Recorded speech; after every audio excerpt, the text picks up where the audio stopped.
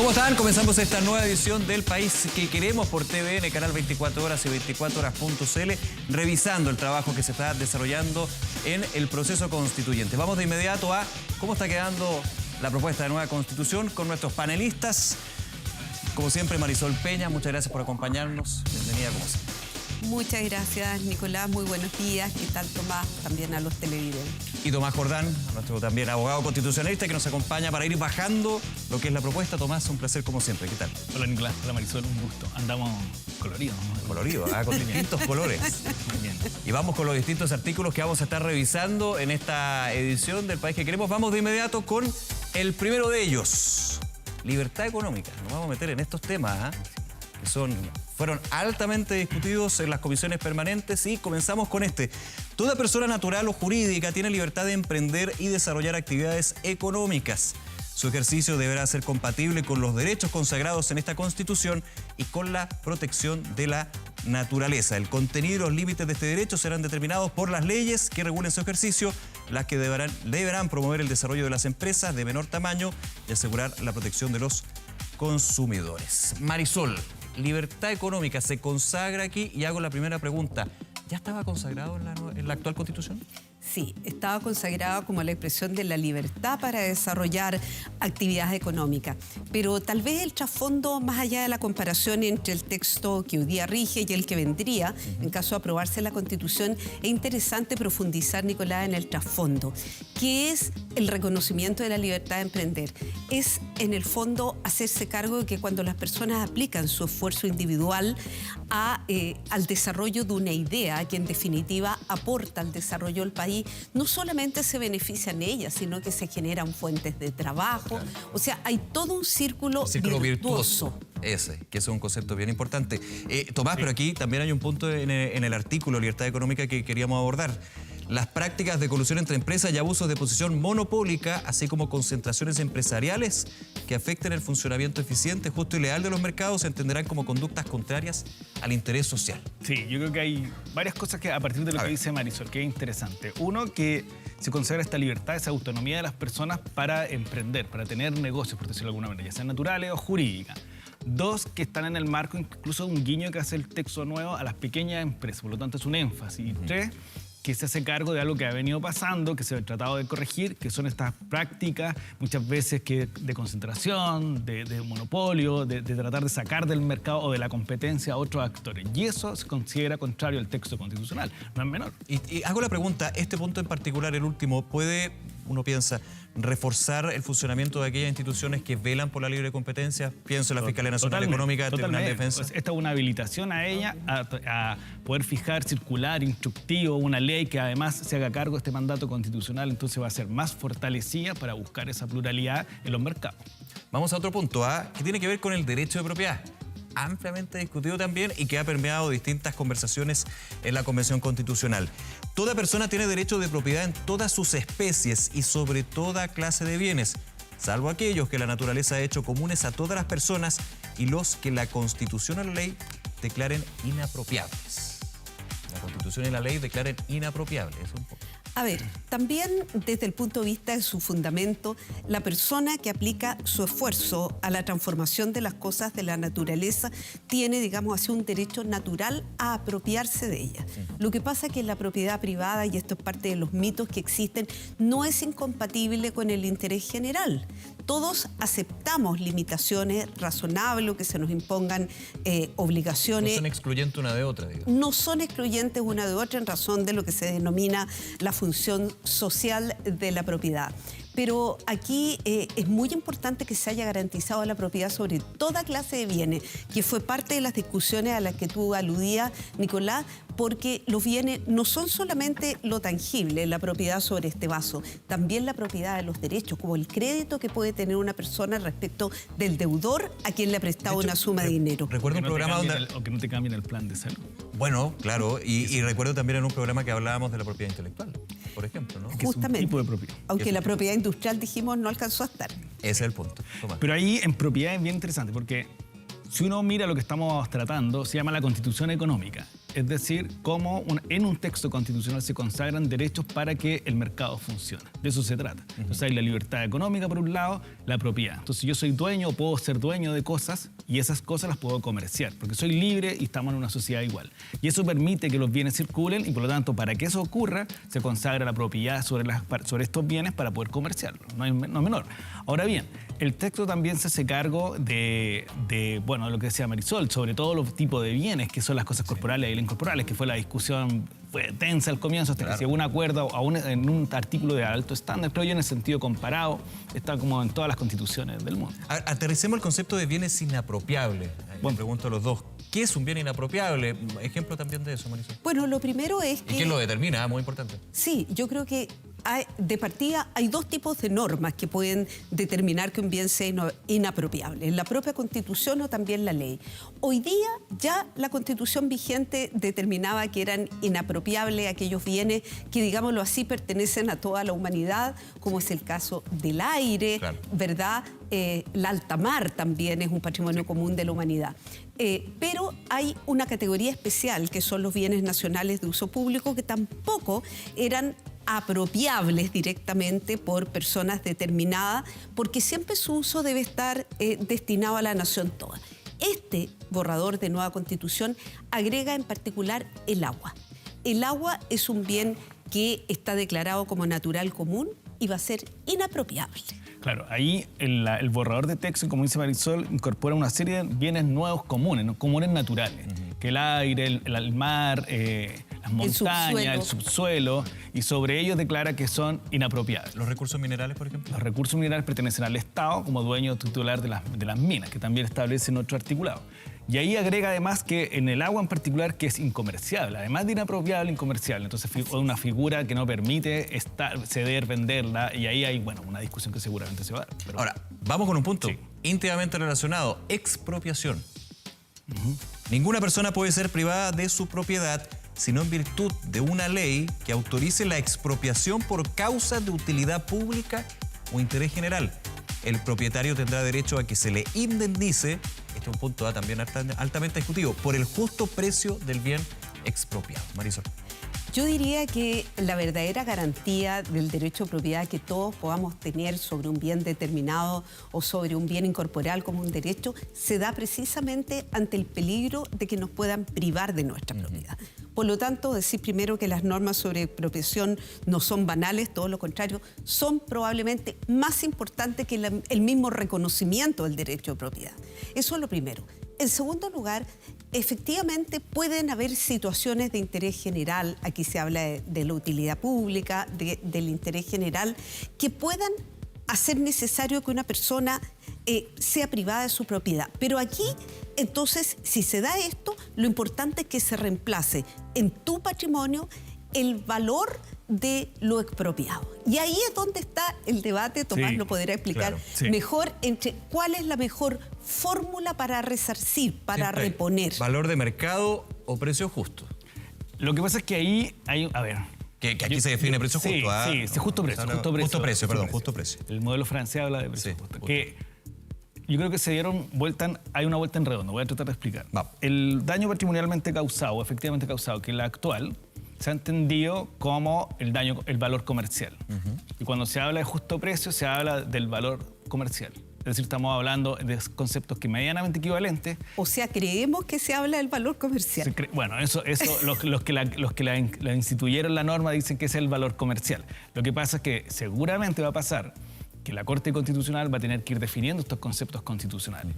Incluso hay un fallo de la Corte Suprema hace pocas semanas en que incorpora o pondera el factor de los pueblos indígenas en el cálculo del daño patrimonialmente causado. Pues nosotros podemos decir que a partir del texto constitucional el justo precio va a ser una ponderación de varias cuestiones, entre eso, por ejemplo, los pueblos, por ejemplo, la naturaleza u otro tipo de factores o bienes constitucionales. Agregar por eso que hay un... Sí, perdón. Perdón, no, agregar tal vez algo muy pequeñito en abono de lo que dice Tomás. El Consejo Constitucional francés tuvo que definir lo que era el justo precio.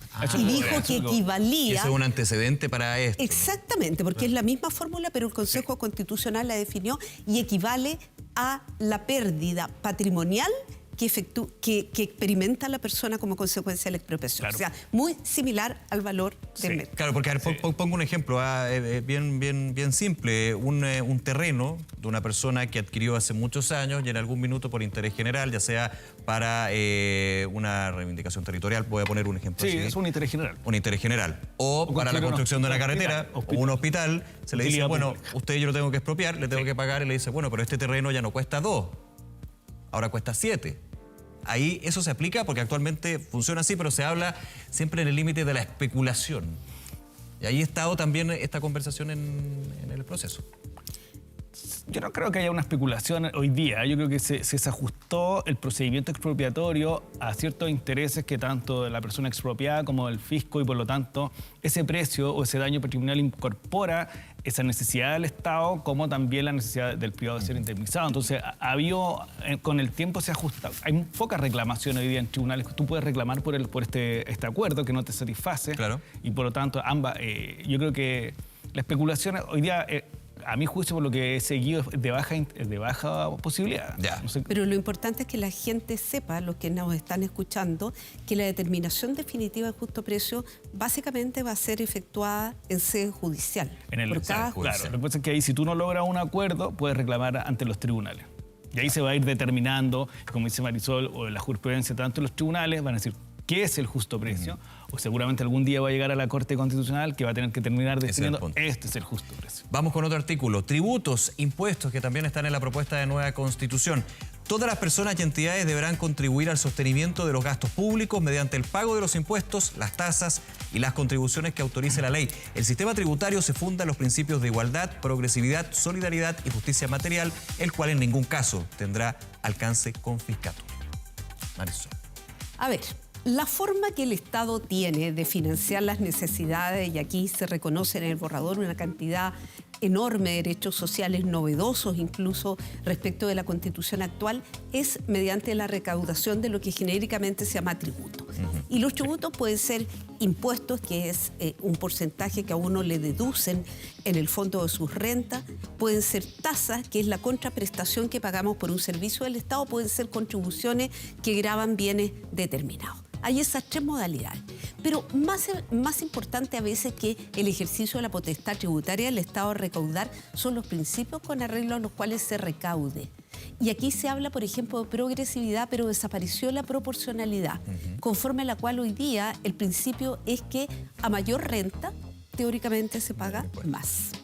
Sí, concuerdo con Marisol. Yo creo que aquí hay dos cuestiones. Una que se ordena un poco, por decirlo, en la primera parte, porque la Constitución actual habla de tributos, que es el concepto genérico. Sí. Acá se especifica y nos distribuye entre impuestos, contribuciones y tasas, que son los tres elementos. Son los tres elementos de los tributos. Sí, porque, por ejemplo, las patentes municipales son una tasa, básicamente, por el aseo, porque es un servicio que te prestan y tú pagas. Claro. Las contribuciones a bienes raíces también tú pagas al Estado, tú dirás, ¿por qué? Porque al final, básicamente, por seguridad, obras públicas, tu bien se empieza a valorizar. Y por lo tanto, ese sobrevalor es el que le paga al Estado a través de las contribuciones. Y los impuestos que son a la renta o al IVA, que tiene que ver con que ingresan al patrimonio fiscal para poder financiar las políticas sociales. Y ahí va a venir la discusión cómo se van a aplicar en concreto, o los que están vigentes, o cómo se van a modificar. Vamos con rol económico del Estado. También otro artículo que revisamos aquí en El País que Queremos. Se fundará de manera coordinada y coherente en los principios y objetivos económicos de solidaridad, diversificación productiva, economía social y solidaria y pluralismo económico. El Estado regula, fiscaliza, fomenta y desarrolla actividades económicas disponiendo de sus potestades públicas en el marco de sus atribuciones y competencias en conformidad a la Constitución y la ley. Marisol. Rol económico del Estado. Aquí las empresas públicas. Las empresas públicas que van a poder crearse incluso por parte de las comunas autónomas, ¿verdad? Relacionémoslo esto con el principio del Estado regional. A ver, hace tiempo que Chile entendió que la actividad económica podía ser abordada por el Estado, pero también por los particulares, porque es legítimo reconocer la libre iniciativa. Lo importante aquí es que se llegue a un punto de equilibrio en el cual las empresas públicas estén afectas a las mismas normas aplicables a los particulares. ¿Por qué? Porque de otra forma se produce una situación natural de primacía o de privilegio que finalmente termina perjudicando a los particulares e inhibiendo la libre iniciativa. No sé si estás de acuerdo, Tomás. Estoy de acuerdo. Me quedo tranquilo. Me quedo tranquilo. No, sí, hay una cuestión ahí, porque la economía funciona en que los privados tienen la libertad económica y pueden desarrollar negocios. Claro. Y eso es, cualquiera de nosotros puede tener un emprendimiento y cumple con las normas legales. Pero el Estado, para que participe, requiere una ley. Por eso que es una barrera mayor a la entrada del Estado en la economía propiamente tal. Hoy día una ley que requiere mayoría absoluta, después va a ser una ley simple de acuerdo al borrador de texto constitucional. ¿Por qué es importante? Porque básicamente para que el Estado intervenga en la economía requiere una justificación de un debate legislativo para qué esa empresa estatal va a existir. Y lo mismo las empresas regionales o comunales, porque requieren una ley que se las autorice. Entonces, cuando una región autónoma o una comuna quiere tener una empresa, la discusión va a ser, ok, ¿cuáles son las razones por las cuales esa empresa es necesaria en esa región o en esa comuna? Sí, en ese artículo queda claro que el rol del Estado es incentivar la actividad. Y vamos justamente al artículo un poco lo que estábamos comentando y que tiene que ver con la iniciativa pública en la actividad económica. Y dice lo siguiente: podrá desarrollar actividades empresariales las que podrán adoptar diversas formas de propiedad, gestión y organización, según determine la norma respectiva. Las empresas públicas se deberán crear por ley y se regirán por el régimen jurídico que ésta determine, muy ligado con lo que estábamos comentando. Se incentiva, pero también se da la posibilidad y también, y hago la pregunta, Marisol, ¿se abre un marco con respecto a el rol y la iniciativa que puede tener el Estado como empresa o formando empresa? Y en este tema regional es muy importante. Chile tiene una historia en relación con el rol productivo del Estado que uno lo puede remontar a los años 30 con la creación de la Corfo, que de alguna manera monopolizó lo que era la industria de este país, pero los países van aprendiendo sus experiencias. Entonces, progresivamente se fue viendo que el concurso de los particulares es muy importante. Por lo tanto, cuando se habla en la norma de que el Estado podrá, bajo diversas formas de propiedad, una forma de propiedad es la propiedad estatal, derechamente. Otra forma es la propiedad mixta, que son empresas que tienen acciones del Estado, pero también de los particulares. Y otra forma, derechamente, son formas de gobernanza, donde hay empresas privadas, pero el Estado las apoya mediante incentivos provenientes de la Corfo, del INDAP, en fin, de tantos organismos públicos que existen justamente para ese efecto.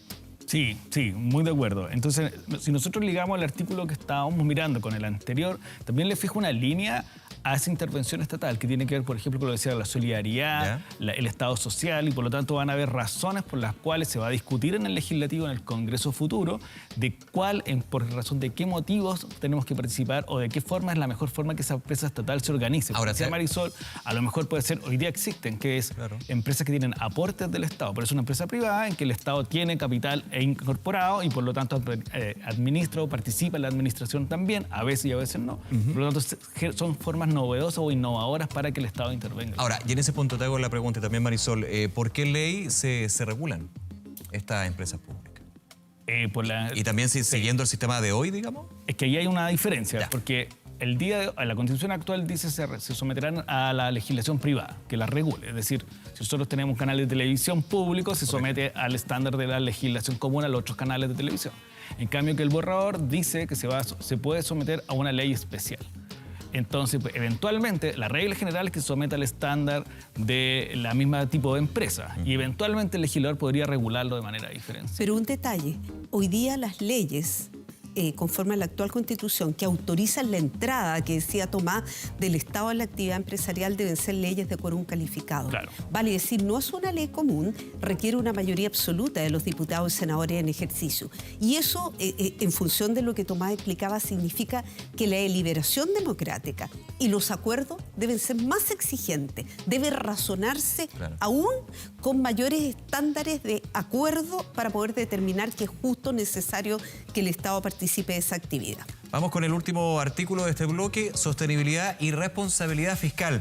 Las finanzas públicas se conducirán de conformidad a los principios de sostenibilidad y responsabilidad fiscal, los que guiarán el actuar del Estado en todas sus instituciones y en todos sus niveles. Sostenibilidad y responsabilidad fiscal se consagra en esta propuesta de nueva Constitución y lo que marca un margen de acción, digamos, Tomás, ¿no? Marca dos principios clave. Clave, sobre todo cuando tú consagras un Estado social. ¿Por qué? Porque como tú vas a gastar más dinero para proveer prestaciones sociales, educación pública, salud pública, eventualmente vivienda, a partir del derecho a la vivienda digna, tú requieres tener las finanzas saneadas o lo más sanas posible. Por lo tanto, se consagran dos principios: sostenibilidad y responsabilidad. Sostenibilidad es que tú tengas la capacidad de ir pagando tus deudas a medida que vas en el tiempo y por lo tanto tienes una economía sana. Y la responsabilidad es que los gastos o inversiones que tú haces o deudas que tú contraes sean dentro de ese marco o de esta estabilidad financiera del Estado. Cosa que no vayas a gastar más de lo que tienes, que se produzca en algún momento que el Estado quede sobreendeudado y no pueda seguir incluso otorgando prestaciones porque no tiene cómo hacerlo. Y lo que obliga, me imagino también, Marisol, que el Estado, cualquier tipo de propuesta de esta índole, tiene que tener estos dos principios y que sea sostenible y realizable. Bueno, decir que actualmente... Y que no desbande las arcas fiscales. Claro, decir que actualmente tenemos una regla de responsabilidad fiscal, no es que no exista, sí, no es algo novedoso. Lo que pasa es que la regla de responsabilidad fiscal hoy día se encuentra establecida a nivel legal. Claro. Por lo tanto, aquí se constitucionaliza, primera novedad, junto con el principio de sostenibilidad, como dijo Tomás, pero además en materia de derechos sociales, uno podría pensar que vamos a vivir en una tensión, no digo permanente, pero va a existir una cierta tensión porque en materia de derechos sociales además se establece el principio de progresividad. Sí. Creo que hemos hablado de él en algún programa, en el sentido de que el Estado debe propender siempre a elevar el estándar de lo que ya tenemos en materia de vivienda, en materia de salud, en materia de educación. Entonces va a tener que estar equilibrando, ¿verdad? Literalmente esto es una balanza, equilibrando esto que queremos avanzar más, pero cuidado, no gastemos más de lo que tenemos, como decía Tomás. Y al revés... Un segundo para cerrar ahí. Sí, a medida que tú quieras ir otorgando más prestaciones, vas a tener que ver si tienes la capacidad para hacerlo o no. Claro. Marisol, Tomás, como siempre, muchísimas gracias por acercar, por aterrizar los conceptos, los principios de esta propuesta de nueva Constitución. Que les vaya muy bien, ¿eh? Muchas gracias. Nos vemos, gracias. Y ustedes no se separen de nuestra sintonía porque volvemos, pero antes recordarles que toda la información, lo que estamos comentando aquí en el programa, está en nuestro especial ahí de 24horas.cl y también con el QR, el camino de las propuestas constitucionales para seguir lo que ha sido este proceso que lleva al borrador de nueva Constitución que pasará por el plebiscito el 4 de septiembre. Hacemos una breve pausa, ya volvemos con la conversación con los convencionales constituyentes aquí en El País que Queremos.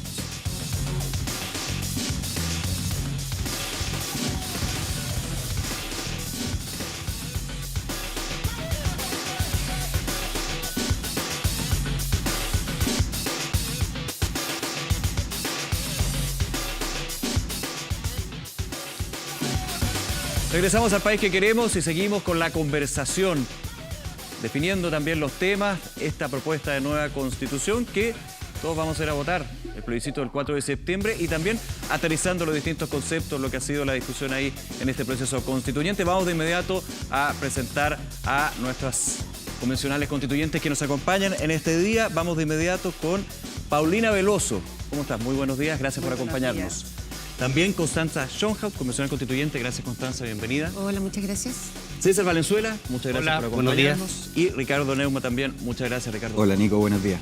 A ver, varios temas que vamos a estar conversando durante este programa y quiero comenzar con lo que fue el fin de semana el trabajo de la Comisión de Armonización. A ver, quizá uno de los grandes titulares es que cambia el número de artículos de la propuesta, de 499 a 372. Ese es uno de los temas, pero aquí hay alrededor de, tengo anotado el número, 538 indicaciones, de hecho, que se votaron, 10 horas de debate. Paulina Veloso, integrante de la Comisión de Armonización, contar un poquito de qué se trató el trabajo y también cuál es un poco la perspectiva que queda de eso. Sí, bueno, la verdad es que acá se trabajó en bien, como tú lo decías, en poder agrupar aquellas normas que trataban temas que eran similares, que tenían contenidos similares. Se sacaron también algunos aspectos que para nosotros eran importantes de algunas normas, que ahí se hicieron las observaciones, se consideraron que estos eran algunos procedimientos antirreglamentarios en algunas normas, como por ejemplo el tema del quórum que vimos también, en materia de violencia y de poder vivir en entornos seguros. También ahí nosotros hicimos una observación, principalmente mi colega Ruggero Cosi, porque se eliminaron temas que eran fundamentales que quedaran dentro de esta propuesta, como lo es la persecución de los delitos, la persecución y la sanción. Entonces tuvimos ahí una jornada bien extensa, Igual proyectábamos que a lo mejor pudiéramos sesionar el día de hoy, pero la verdad es que esto fluyó con bastante rapidez, pero principalmente también entendiendo la composición que tiene la Comisión de Armonización, en donde la mayoría estuvo sesionando en subcomisiones que llamaron ellos, pero la verdad es que era la misma gente de izquierda que estuvo viendo cuáles eran las indicaciones que se iban a presentar y por los mismos quórum, en esas que funcionaron esas subcomisiones paralelas, aprobaron todo en la Comisión de Armonización en la sesión de ayer. Constanza, y aquí a la espera de lo que va a ser la entrega de las normas transitorias, comisión también que ha estado trabajando y con votación el martes, si no me equivoco, ¿cierto? El martes Pleno. transitorio, sí. Ya. ¿Cómo se ve también este proceso y se van uniendo también los trabajos de estas tres comisiones? También hemos estado comentando lo que fue la comisión de preámbulo, pero ¿cuál es la mirada también ahí? Yo creo que se ha hecho un trabajo importante en materia de transitorias. Tuvimos un primer informe donde varias normas fueron devueltas también a la comisión para ser mejoradas, que ha sido la dinámica, yo creo, permanente del proceso constituyente, donde efectivamente el Pleno nos mandata, digamos, hacer estos ajustes. Uno de esos ajustes, por ejemplo, tiene que ver con el quórum de reforma constitucional, que efectivamente, como tú dices, dialogó permanentemente con la Comisión de Armonización, precisamente para lograr un todo armónico entre ambas propuestas. Y yo veo que de aquí al Pleno lo que debiese pasar es llegar con, digamos, que sean aprobadas buena parte de las indicaciones que se presentaron y que son parte de un acuerdo transversal entre distintas fuerzas que garantice lo que las normas transitorias tienen que garantizar: certezas, protección y, por cierto, también un sentido de urgencia respecto a determinados temas. En ese punto, Ricardo, también la mirada sobre el trabajo y por sobre todo, claro, uno de los grandes titulares, digamos, puntos que hemos estado abordando en el programa es el del quórum de reformas permanentes también, que ahí se establece dentro también de un acuerdo con distintos colectivos de los 4/7. ¿Cómo se ve desde Vamos por Chile y también esta discusión y las votaciones que se han dado al respecto?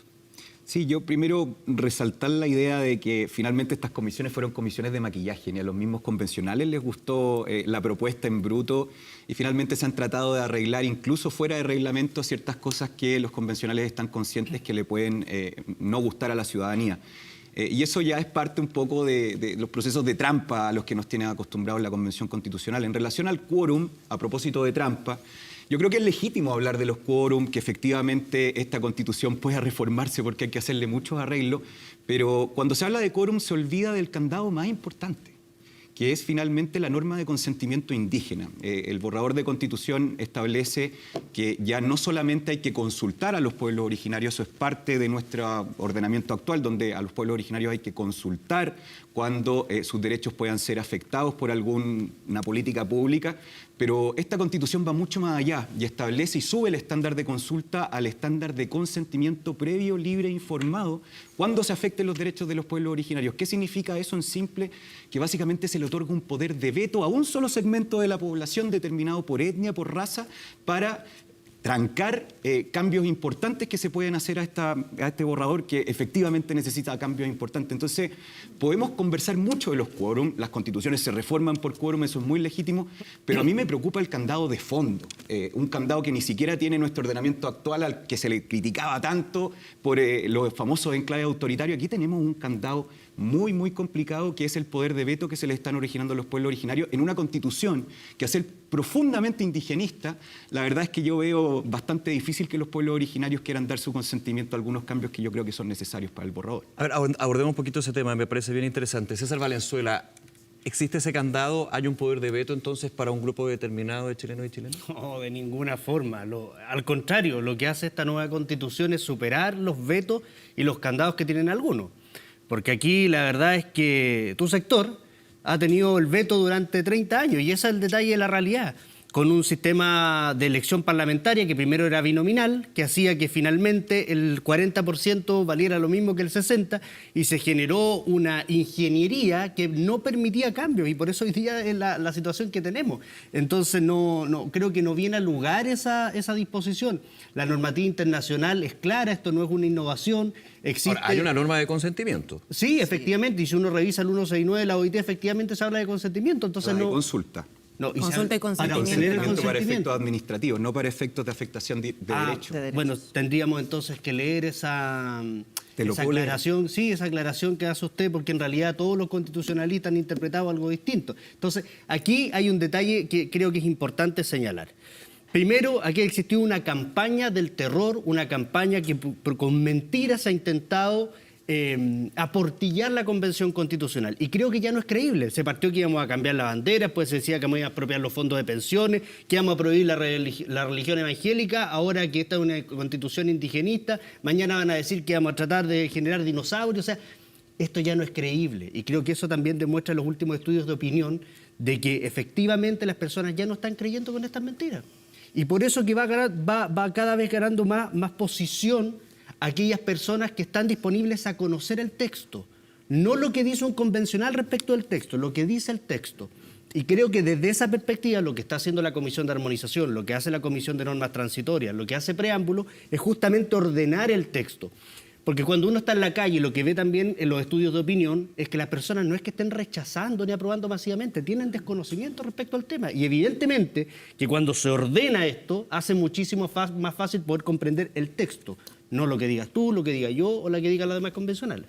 Paulina. Bueno, el veto es real. El veto no es una invención ni es una campaña del terror. En ese sentido, yo creo que también es importante valorar esta reforma que quiere hacer y que propuso la ADC de los 4/7 para poder reformar la actual Constitución. Hay que especificar, senadores de la ADC, porque la ADC ha dicho aquí senadores más bien de la ha sido de la senadora Walkley. Pero creo que eso es algo sumamente importante porque en el fondo se le plantea también a la ciudadanía una posibilidad de poder ejercer su derecho a voto con libertad y no desde el terror que se está infundiendo por parte también de muchos personeros de gobierno, como el ministro Giorgio Jackson, que planteó en algún momento que si no se aprueba esta constitución, esta propuesta de constitución que están haciendo desde la convención, no se va a poder implementar el programa de gobierno, no se va a poder hacer todos los cambios. Pero eso se viene diciendo hace 20 años precisamente por las trabas que tiene la Constitución vigente. Sí, eso no es una novedad y el propio senador Elizalde dijo, bueno, este es lo que hemos denunciado hace 20, 30 años, que es lo que nos llevó precisamente a abrir un proceso constituyente. Pero entonces, si yo creo esta que propuesta acá, constitucional, Constanza, es tan buena, entonces, ¿por qué no es capaz de defenderse por sí sola? ¿Cómo por sí sola? ¿Por qué no es capaz de defenderse por sí sola? ¿Pero qué significa que no es capaz de defenderse? ¿Qué significa que no es capaz de defenderse por sí sola? Que en el fondo no están permitiendo que la gente pueda votar libremente. Pero es que, ¿sabes qué, Paulina? Yo creo que acá, y lo escuchamos permanentemente, estamos llenos de eslóganes. Que la gente no va a poder votar libremente. ¿Por qué? ¿Por qué no va a votar libremente? Que está lleno de maquillajes, de trampa. Yo veo que aquí estamos todos maquillados, pero no veo eso en la nueva Constitución.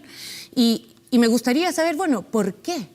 A ver, lo que tú planteas es que claramente aquí lo que tenemos es un bloqueo de la Constitución vigente que no va a tener la nueva Constitución. Tú hablas de trampas. ¿Trampas dónde? Estamos cumpliendo con estándares internacionales de derechos humanos en un montón de materias. Está súper acotado el consentimiento previo e informado a materias que afecten directamente a los pueblos indígenas. No dice la palabra directo en ninguna parte. Lo dice no lo dice exactamente, pero lo dice efectivamente así. No dice que para todos los temas...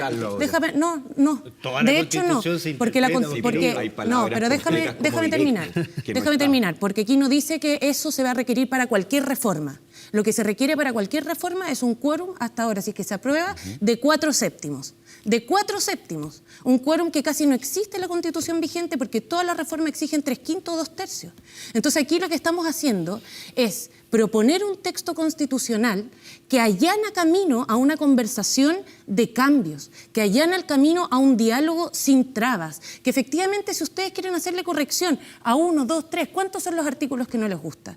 Es mucho más fácil hacerle un ajuste a 3, 4, 5 que volver atrás y partir de cero. Y por eso yo creo... Y por eso, muy cortito, por eso me parece extemporáneo y me parece que no se hace cargo de una crisis institucional que arrastramos y que con esta propuesta de los 4/7 que viene de los senadores. Antes de ir a eso, ¿por qué la actual Constitución, en esta premisa, es un obstáculo para reformas? Para reformas estructurales, reformas sociales y todo eso. Por lo que decía recientemente César, porque aquí para hacer reformas constitucionales se requieren 3/5 o 2/3 y eso significa que hay una minoría, un 40% o un 33% que vale lo mismo que una mayoría de 60%. Entonces, si uno junta 60%, que es el quórum que tenemos en la Constitución, que es una mayoría sustantiva, o sea, hoy día serían 103 personas del actual Congreso Constitucional, eso vale lo mismo que los otros, ¿cuántos? ¿50? Entonces, 105 y 50, ¿vale lo mismo? Ahí se están expresando las mayorías en Chile, ahí la ciudadanía que quiere cambio ve la posibilidad de hacerlo, no puede. Y por eso es que hoy día habilitar una nueva constitución, primero que recoge esas necesidades de cambio y segundo que tiene herramientas para poder reformarse si es que la ciudadanía así lo pide, los tiene. Y eso es un avance democrático sustantivo. Ricardo. Yo creo que lo que dice César y Constanza se cae por su propio peso. Primero porque tratan de confundir el poder de veto con el legítimo acuerdo transversal que necesita una mayoría para hacer cambios constitucionales. Los cambios constitucionales tienen que representar a la mayoría de la población y por eso es legítimo y es sensato establecer quórum alto. Pese a los quórums altos. Como en la convención. Pero déjame terminar. ¿Como en la convención? Pese a los quórums altos. O sea, ¿te gustan los 2 En los tercios? últimos, por favor. Pero terminemos la idea, Pese a los quórums altos, los últimos 30 años han habido reformas importantes en el texto constitucional, a tal punto que hoy día la firma del texto constitucional la lleva el presidente Ricardo Lagos, con un montón de reformas importantes. Por lo tanto, el confundir el poder de veto que hoy día tienen los pueblos originarios en relación al borrador es muy distinto a que nuestra institucionalidad exista quórum alto para que las reformas constitucionales nos representen a todos y no solamente a una parte como pasa con el borrador. Eso en primer lugar.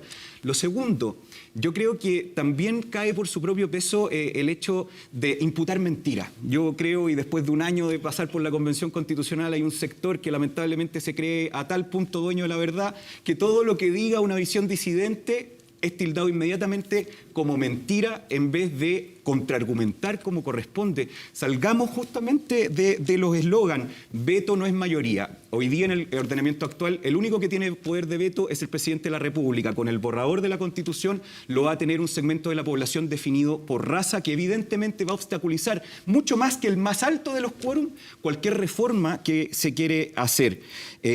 Creo yo, y con esto termino, lo dice la CEP. Básicamente el apruebo y el rechazo están virtualmente empatados. Yo creo que efectivamente el 4 de septiembre gane el apruebo o gane el rechazo, la diferencia que tenga uno sobre otro va a ser muy mínima y eso significa que va a quedar un 50% de la población, un porcentaje cercano al 50%, fuera de lo que se suponía tenía que ser la casa de todos. Entonces son necesarias las reformas. Gane el apruebo o gane el rechazo, tienen que venir reformas, ya sea el texto actual si es que gana el rechazo o ya sea el texto de la convención si es que gana el apruebo. El problema es que esas reformas necesarias para aumentar la legitimidad de un texto que hoy día está dejando fuera a la mitad de la población. Hay un texto que es reformable, que incluso la centroizquierda, y yo valoro ese gesto, le ha bajado el quórum, que es la posibilidad de reformar como corresponde y como se ha hecho en los últimos 30 años el texto actual de la Convención, el texto actual que nos rige, pero en relación al texto de la Convención, las reformas se hacen muy difíciles porque se le está dando poder de veto, no solamente a una mayoría superior que critican tanto mis compañeros, poder de veto a un segmento de la población. Los pueblos y naciones preexistentes al Estado deberán ser consultados, estándar OIT. Es el artículo. Exacto, y otorgar el consentimiento. Eso es un estándar que no tiene nadie en el mundo. El consentimiento libre, previo, informado en aquellas materias o asuntos que le afecten en sus derechos reconocidos por la Constitución. Dentro de los derechos establecidos en la Constitución, a los pueblos originarios se les establece la autodeterminación de los pueblos, derecho a la cosmovisión. Por lo tanto, cualquier cambio que quiera hacerse a la reforma, al borrador de Constitución, va a afectar de alguna u otra forma los derechos de los pueblos originarios, por lo tanto, ellos tienen poder de veto y se van a negar porque no les conviene. Este borrador de Constitución... Este borrador de Constitución no tiene elementos menores que sean susceptibles de maquillaje. Este borrador de Constitución tiene elementos estructurales que dividen al país, que eliminan la igualdad ante la ley, que nos someten a distintos sistemas de justicia, que establece una promesa de derechos que nadie sabe cómo se van a financiar y finalmente quedan al arbitrio del burócrata de turno la ejecución de esos derechos y por lo tanto esto va mucho más allá que un mero maquillaje. A ver, vamos a ir contigo, César. Antes, se salude también a la encuesta CEP que fue entregada durante la semana. 27% en la encuesta que se hizo votaría rechazo, 25% apruebo. Es un empate técnico, hay que decirlo. Y esto es bien relevante. 37% de los encuestados por el Centro de Estudios Públicos aún no han decidido cómo votar. Generalmente cuando se tienen dos opciones, el de no contesta, no decido todavía, es más bajo. Aquí hay un 37% que es bien relevante para el análisis que estamos poniendo. César Valenzuela.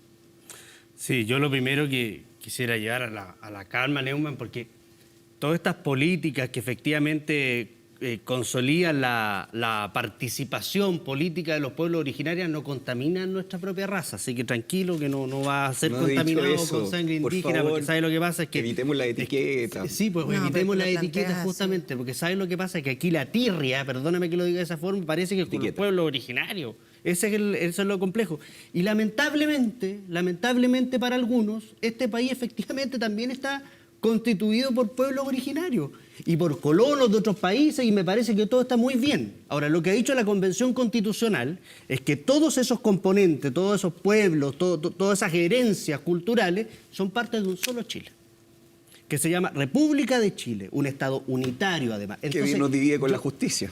¿Cómo? Que nos divide con distintos estatutos No. jurídicos Sí, nos divide privilegiados, por- con distintas Te quiero contar que justicias, también nos divide por regiones, distintos por derechos. comunas. Sí, pero mira, fíjate que... No. ¿Puedo terminar esta Por de favor, yo? por Muchas favor. gracias. Entonces, aquí lo que se ha intentado de verdad es extrapolar elementos que son de toda lógica. O sea, aquí tenemos un problema.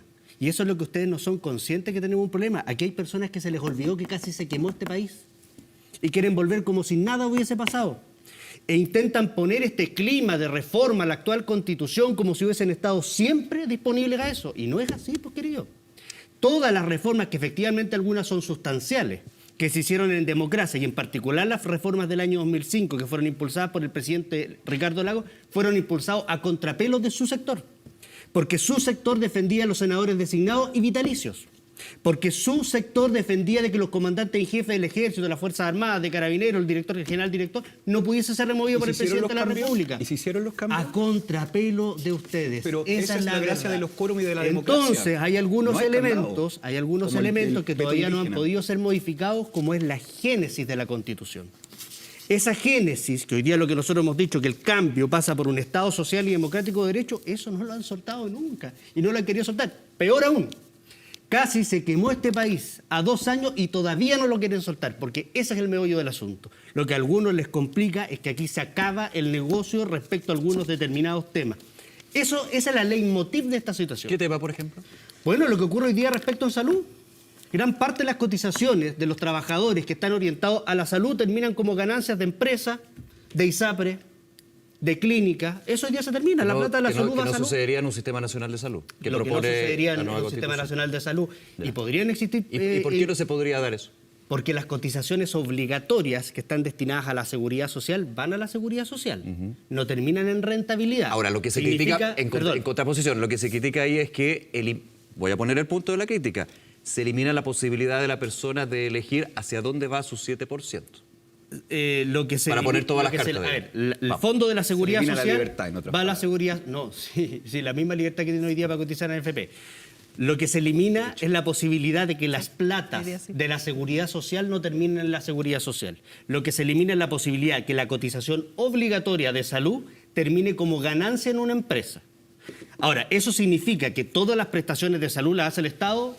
Amigo, no, de ninguna forma. El texto es claro. El Sistema Nacional de Salud se compone de instituciones públicas y privadas. Y la ley va a determinar No cómo excluye se la integran los participación de privados Por en este supuesto que no, y pueden existir seguros privados también.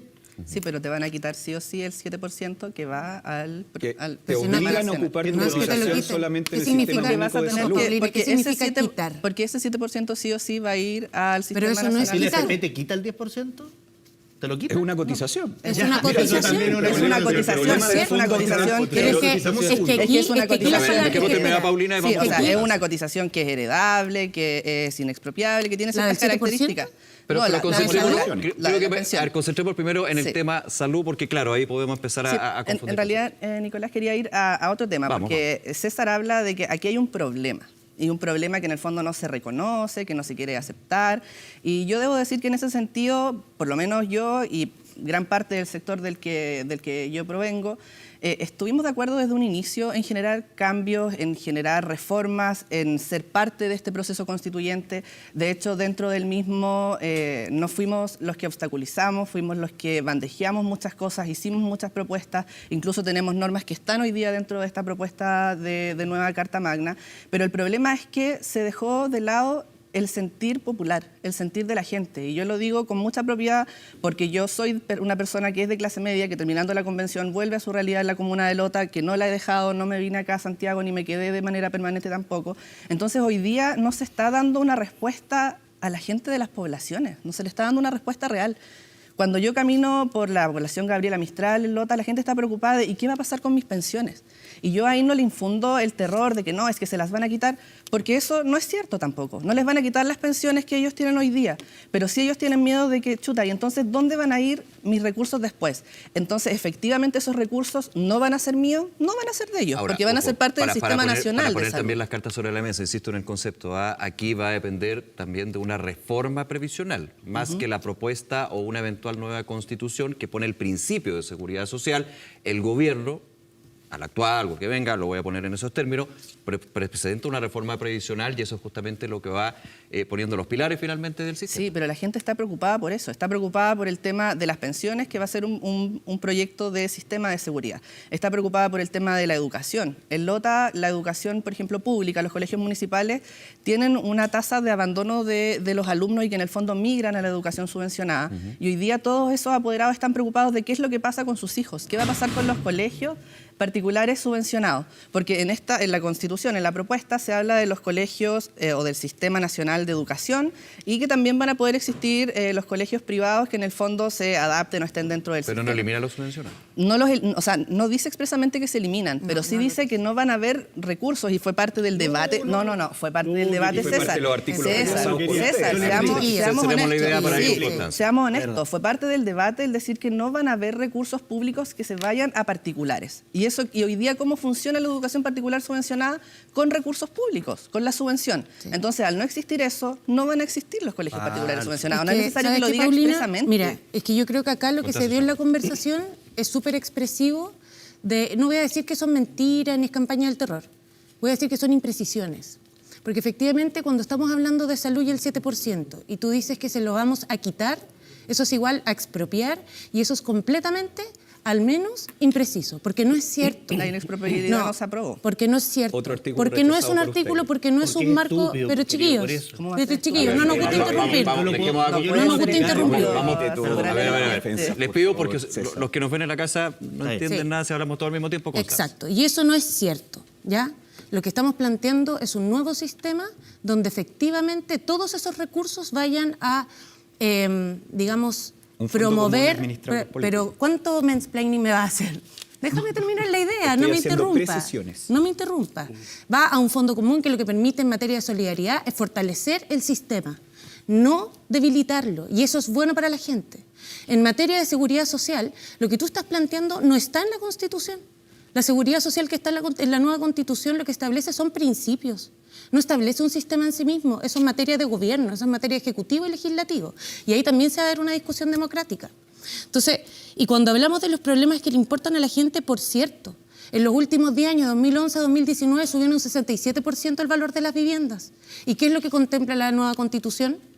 El derecho a la vivienda, a una vivienda digna y adecuada. Y también tiene el derecho de propiedad, que de hecho en la cápsula anterior se explicó precisamente, por cierto.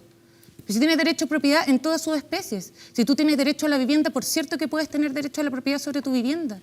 Y que es el deseo de todas las personas de la casa propia. Entonces, pero a ver, o sea, ustedes están, pero a ver, vamos. Para finalizar. Y en materia de educación también te voy a hacer una precisión. Porque si bien no se aprobó como norma permanente, sí se aprobó como norma transitoria en el último pleno. Y ahí César lo tiene bien impreso y se establece con claridad que el financiamiento no es solo a los establecimientos públicos, sino también a los establecimientos privados. Así que todos los subvencionados, al menos como mandato que se hizo al Estado al momento de dictar la legislación pertinente en materia de educación, contempla esta materia. Entonces ahí, para que hagamos precisiones respecto a lo que estamos hablando, porque si no, efectivamente lo que se genera es confusión. Ricardo Nava. Sí, te agradezco, Constanza, porque justamente reforzaste el punto de que se ocupó la Comisión de Transitorias efectivamente para ir maquillando cosas, como justamente este artículo que acabas de hacer mención. Una cosa que se nos quedó anteriormente, porque al tiro se trata de etiquetar la discusión en relación a la plurinacionalidad como si hubiera, en palabras de César, una especie de tirria contra los pueblos originarios. Esto no tiene que ver con el legítimo reconocimiento constitucional que se merecen nuestros pueblos originarios. Esto no es un problema con los pueblos originarios, es un problema estructural de lo que las constituciones supuestamente tienen que hacer.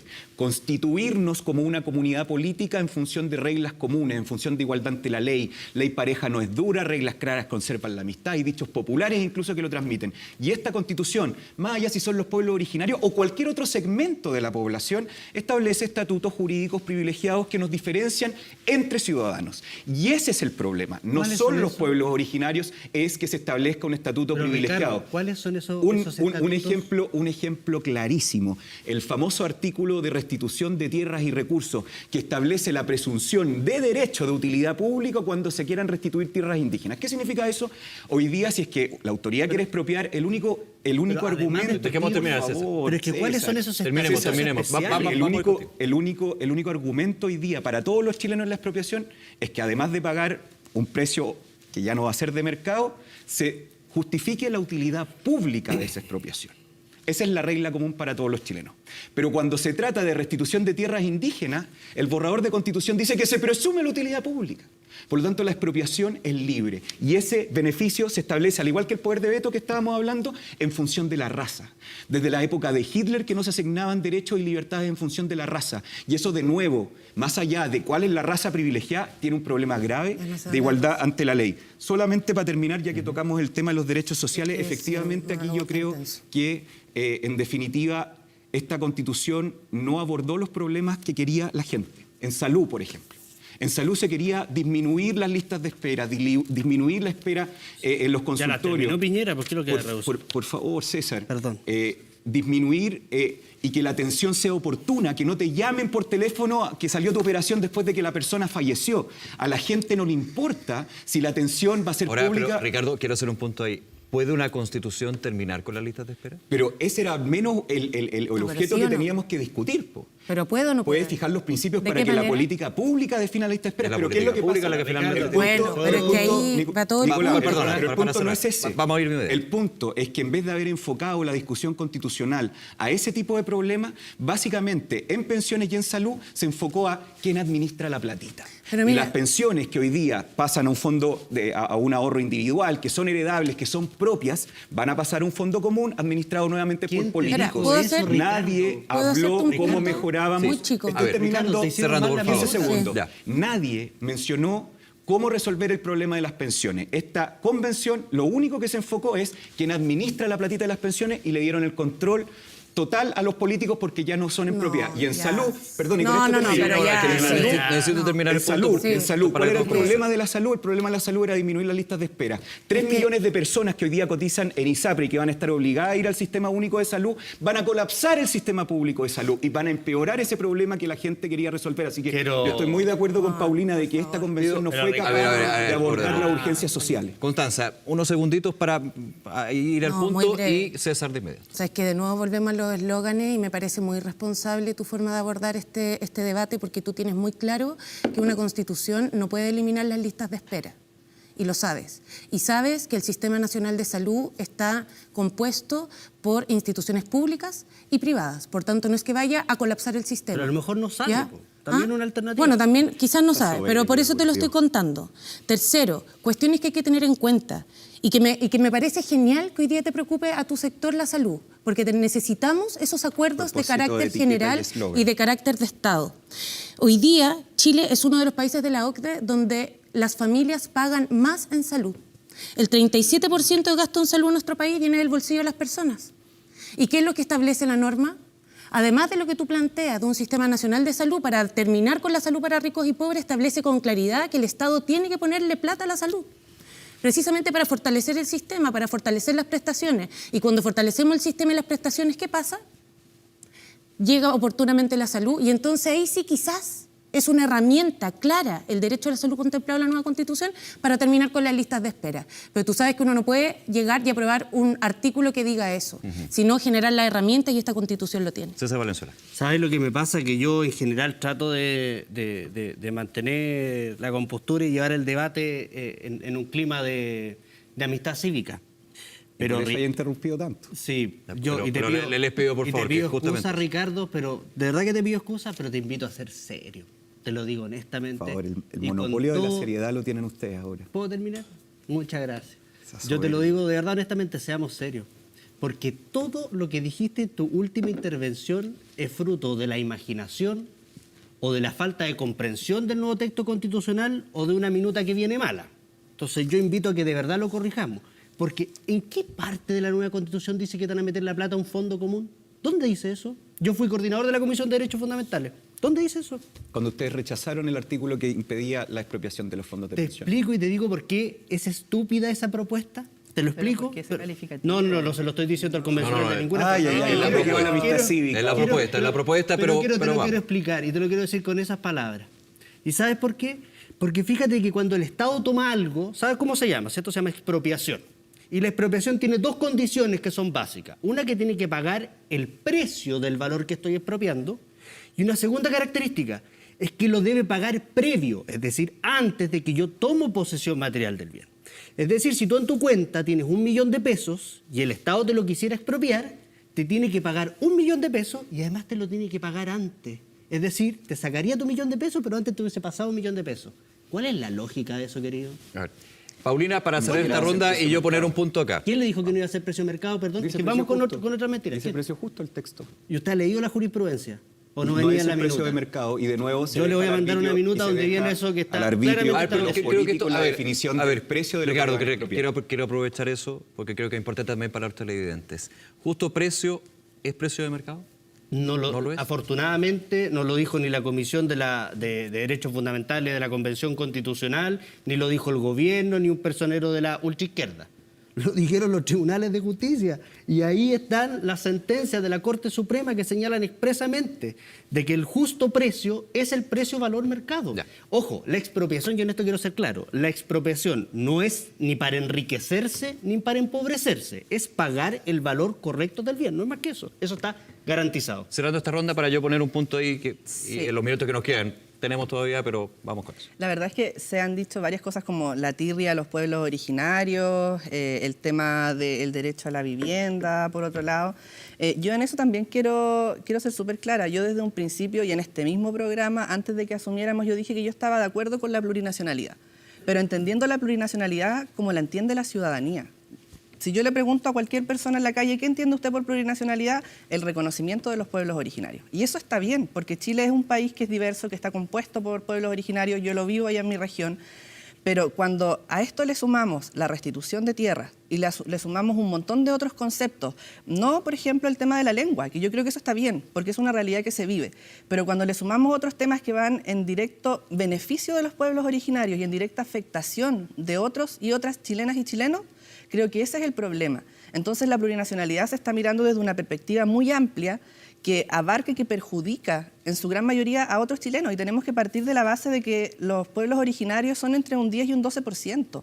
No estamos aquí en Ecuador ni estamos en la realidad de otros países como Bolivia. Entonces yo creo que eso también se tiene que mirar en su justa medida. Y en ese sentido, esta Constitución es una Constitución que le entrega privilegios a los pueblos originarios, con todo el respeto que me merecen, con el apoyo que daba a sus distintas causas en mi territorio. Yo creo que eso es algo que también tenemos que hacernos cargo de la Convención. Lo otro con respecto al tema del derecho a la vivienda, es un tema que nos preocupa. Yo arriendo. A mí me preocupa el que yo el día de mañana, si quiero tener una vivienda, pueda adquirirla y la pueda adquirir en propiedad. No que el Estado se haga cargo de que yo tenga una vivienda y de que a lo mejor me la entregue a través de un arriendo, de un comodato. No, yo quiero ser propietaria. Y eso hoy día, esta propuesta no lo asegura. No lo asegura porque se rechazaron las iniciativas que lo mencionaban de esa Pero forma. que rechacen un artículo no significa que no lo asegure, Paulina, significa pero que... No, pero no lo dice Pero- expresamente. No, sí. Yo estoy de porque acuerdo, no- no lo dice expresamente, pero se señala. Toda persona tiene derecho a una vivienda digna y adecuada. ¿Y por qué a una? Y las personas de esfuerzo. No, por ejemplo, porque el pero esfuerzo- mira, pero por lo que ejemplo, hace el Estado, pero el no, esfuerzo lo que de pasa es que en familia. lo que pasa es que en ese artículo también se dice que se va a prohibir o que se va a sancionar la especulación. En el fondo, desde el Estado también te van a reglamentar cuánto es lo que tú puedes cobrar por un arriendo. Y eso lo dice la norma, tiene varios numerales y todo O sea, eso. yo Sí, quiero eso lo aclarar dice. esa. Sí, Entonces, efectivamente eso lo dice, pero te quiero ya, explicar por qué. Hoy día tenemos un problema. Hay un paño. Sin La duda, crisis de yo vivienda sí, es el hay suelo. un problema Tenemos de un vivienda. paño que un vendedor lo está vendiendo a 500 y cuando llega al Estado a comprar se lo vende a 8.000. ¿Te parece que eso es razonable? eso no es razonable, pero eso no Ya, quiere a decir eso que va el- dirigida la norma. Pero no lo dice, de hecho No, es muy porque amplia. la No, la norma es muy amplia. Paulina. Y en otro tema, en materia de salud, también se habla del Sistema Nacional de Salud. En Lota, la provincia de Arauco, no hay ISAPRES. La gente se atiende en los hospitales, se atiende en los CESFAM, se atiende en las postas. Y los que tienen mayores recursos en cada una de esas comunas van y se atienden en Concepción, que es lo más cercano que tenemos. Entonces, lo que hoy día se va a hacer con esto, porque la gente va a decir, chuta, si me van a tomar mi 7%, me atiendo en el hospital. Entonces, al final, estas personas que ya tienen una prestación de salud que es mala, que es carente, por ejemplo, en Arauco recién ahora tenemos un escáner, en Concepción hay 7. Acá en Santiago me imagino que hay muchos más. Entonces, van a precarizar al final para los que pueden pagar, sí. Por eso. Imagínate entonces allá en la provincia de Arauco esa gente que ya le van a tomar su 7% y que a lo mejor era de clase media, hacía un esfuerzo, pagaba una ISAPRE, pero hoy día ya no van a poder pagar esa ISAPRE porque ese 7% va a quedar en el sistema. Lo va a poder seguir salud. haciendo con el Sistema Nacional de Salud. A ver, quiero cerrar ese punto y poner un tema a la mesa, lo hemos estado también esbozando, digamos, en esta conversación y tiene que ver con este resultado que creo que es bien relevante y quiero tener la opinión de cada uno de ustedes.